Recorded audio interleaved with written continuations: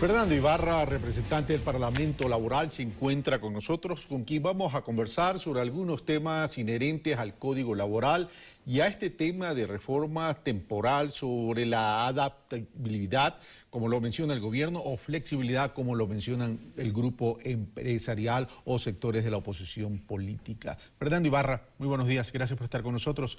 Bueno, el Código Laboral es una vieja aspiración.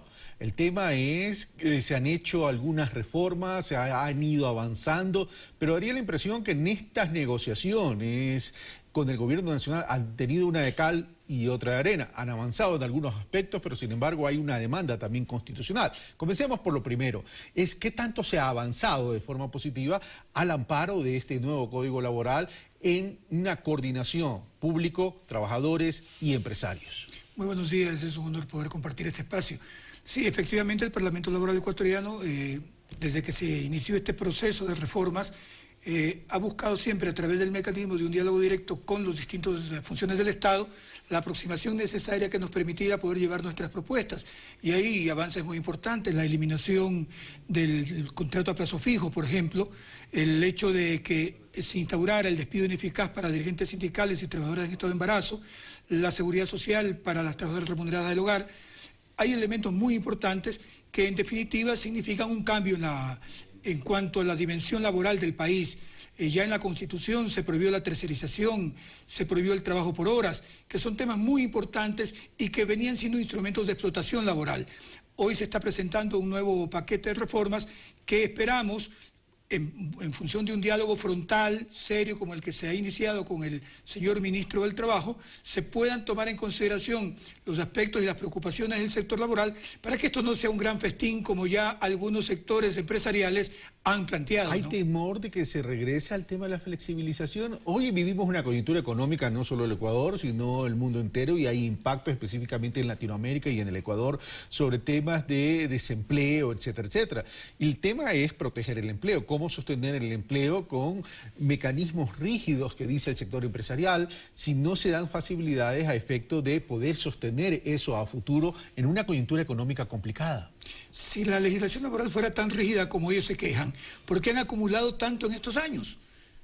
En estos años la economía nacional ha estado tan dinamizada, producto del esfuerzo de toda la sociedad en su conjunto a través del Estado.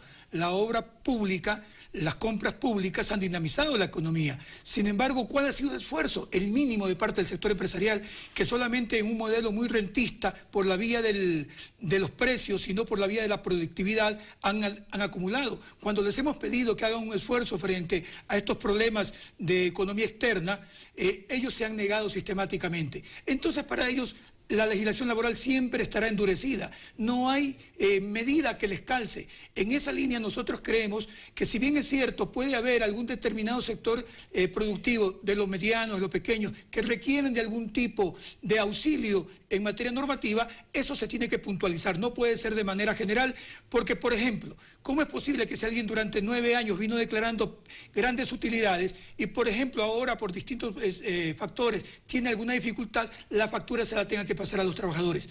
O que por su propia mala gestión simple y llanamente sacó el dinero, prefirió pagar el 5% de impuesto de salida de capitales y no invirtió en el país, y resulta que ahora, cuando hay algo de dificultades, tiene que ser la factura de los trabajadores. Pero lo cierto es que, independientemente que hayan acumulado, la coyuntura económica que se presenta con un efecto de disminución en las ventas, lo cual podría significar menos ingresos para las empresas y para poderla redistribuir, y esto podría tener impacto en el estado de pérdidas y ganancias, es decir, podía generar pérdidas, y eso afecta a patrimonio.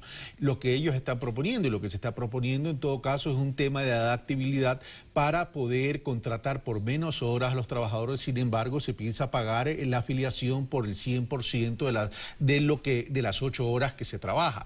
En ese sentido, ustedes plantean un tema de carácter temporal dentro de esta reforma mientras dure la coyuntura económica complicada, ¿o se va a quedar de forma permanente esa reforma en el Código? No puede ser ni de manera permanente, y tiene que ser además estrictamente direccionada. ¿Para ciertos sectores? Solamente para aquellas empresas, aquellos negocios que realmente demuestren que están sufriendo un duro impacto, que eso los está llevando a la quiebra y que se requiere salvar, por lo tanto, a la empresa y con ellos a las plazas de trabajo. Y además, con un mecanismo de compensación también, porque si los trabajadores van a sacrificarse, ¿por qué no también el capital? Entonces, cuando venga otra vez la época de bonanza, debe haber una mayor compensación. Por ejemplo, nosotros estamos planteando que uno de los temas podría ser subir el porcentaje de utilidades que participan los trabajadores actualmente, es decir, del 15 a algo más, porque no puede ser posible que solamente se pida sacrificio a los trabajadores, pero que cuando viene ya la época de bonanza, la gran cantidad, la masa de las utilidades generalmente quedan en el sector empresarial. ¿Cómo llegar a un acuerdo que haga sostenible una alianza estratégica entre trabajadores y empresarios o patronos, por llamarlo de alguna manera, entendiéndose que el sector productivo, el sector privado genera entre 8 a 9 empleos de cada 10. Entonces, ahí es donde tenemos que apuntalar. El sector público no lo genera tanto, dinamiza la economía, pero no genera el empleo. Pero aparentemente no hay un punto de encuentro. ¿No es momento de hablar de un código laboral basado en productividad? Carlos, nunca nos hemos negado a dialogar. De hecho, hace un tiempo atrás, con el apoyo técnico de la Organización Internacional del Trabajo, el Comité Empresarial Ecuatoriano y el Parlamento Laboral, dimos un paso importante en la constitución de un comité bipartito para buscar aproximar posiciones y ser una especie de tanque de pensamiento, de propuestas hacia la sociedad y el Estado, de tal manera que pudiéramos avanzar en cuanto a la generación de empleo decente, en cuanto a aumentar los niveles de productividad y competitividad del país.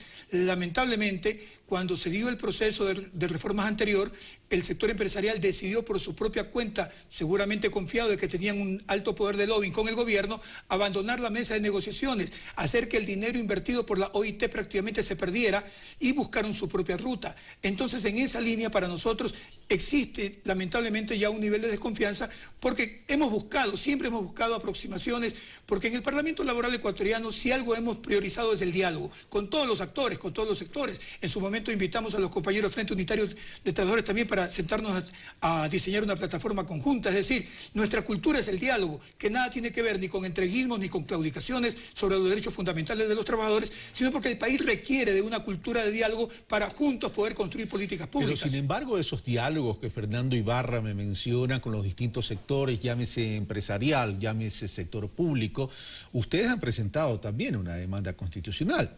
Y esto va en contra de resoluciones del sector público y del gobierno nacional, Fernando. Sí, efectivamente se presentó la demanda de inconstitucionalidad parcial por el tema del techo a las utilidades y por el tema del 40% de las pensiones, así como la nueva tabla de incremento de pensiones por los temas del Seguro Social.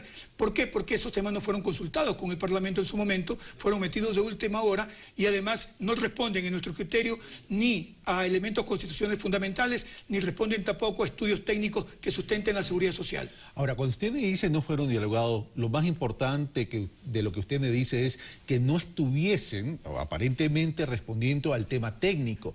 ¿Cuál es la principal preocupación?